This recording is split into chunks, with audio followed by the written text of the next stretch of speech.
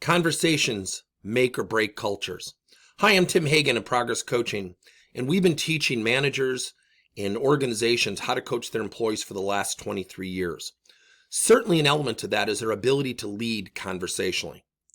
So often companies will spend hundreds of thousands, if not millions of dollars on training, engagement, software scores, engagement assessment tools, when in fact what makes up our cultures is our ability to converse with one another, our ability to have conversation thoughtfully and professionally.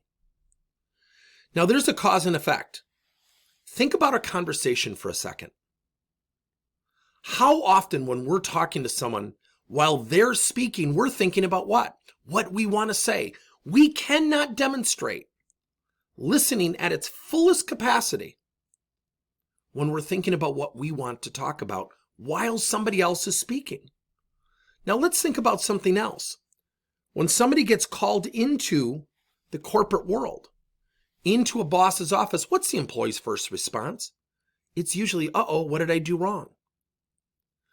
So often, there are cause and effects. So when someone leaves a boss's office, guess what happens? That employee is asked by fellow employees, what happened? And they start to put their own emotional interpretation on it. Guess what happens? What happened in that meeting starts to go viral and interpreted, miscommunicated, misunderstood. So when we go into a conversation, what's our intent? Is our intent to be cooperative, or is it to get our point across? Is there an intent to listen, to demonstrate to the other party that we've heard what they're saying? And do we have an objective of understanding and clarifying at the end what the other party said? Those have cause and effects. When we're having a conversation with somebody, you'll probably think of somebody in your life right now who always says, yeah, but, before you get to the end of your sentence. Does that inspire and motivate you, or does that frustrate you? Those become a part of our culture. So recently, I was at a client meeting, and I was asked to sit in on a meeting between departments.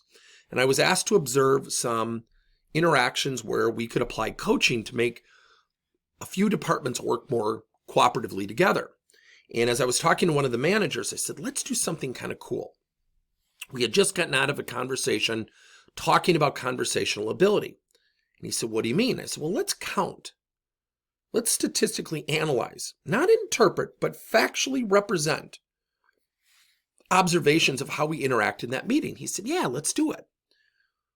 The meeting lasted 35 minutes. The objective of the meeting was to come to an agreement on some issues of where the departments were not working well together. In the first 10 minutes, there were 30 negative facial interactions, rolling of the eyes, turning the head, looking away, breaking eye contact when somebody appeared to disagree with what somebody else was saying. 26 of those 30 facial reactions were made before the person was done speaking. Think about that. It's almost childlike. I don't like what you're saying. I'm going to take my ball and I'm going to go home. Here was the one that blew us away. The word but was used 40 times in the first 10 minutes. So as the meeting progressed, the key topic of consensus, agreement, got lost in the emotions of people defending their turf. That's why the word silos is often used between departments. Not one person in 35 minutes demonstrated active listening by saying to another leader, Bob, here's what I've heard you say. I just want to make sure I have that right. Which would have done what? Built trust and acceptance of potentially what that person was going to say or respond with. No agreement was made or even attempted. Guess what happened at the end of the meeting?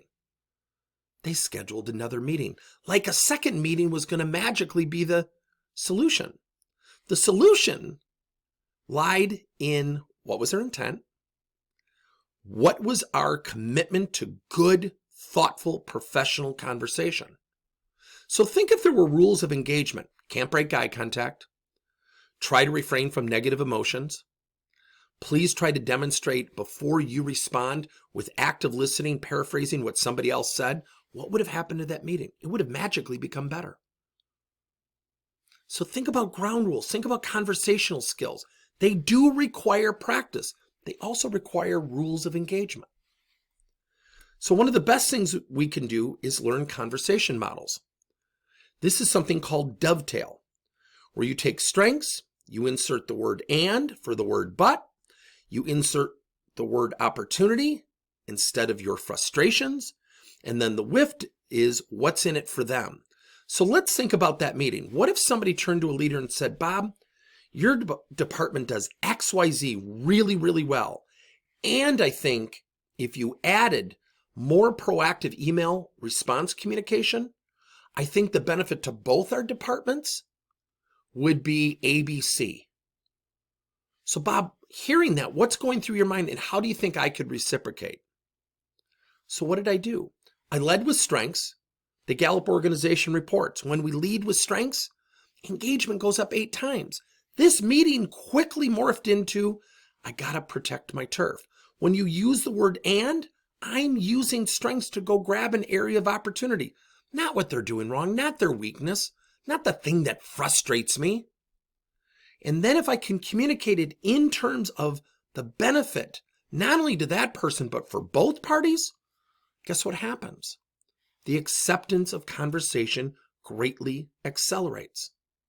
Conversations make cultures.